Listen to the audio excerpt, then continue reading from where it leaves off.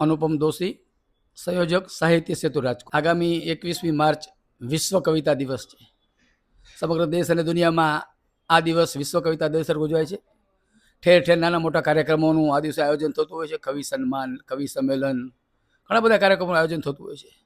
राजकोटनी अंदर पण दीकरानुं घर वृद्धाश्रम ढोलरा प्रेरित साहित्यिक प्रवृत्ति करती साहित्यिक संस्था साहित्य सेतु राजकोट अवारनवार नाना मोटा कार्यक्रमों करता होय छे।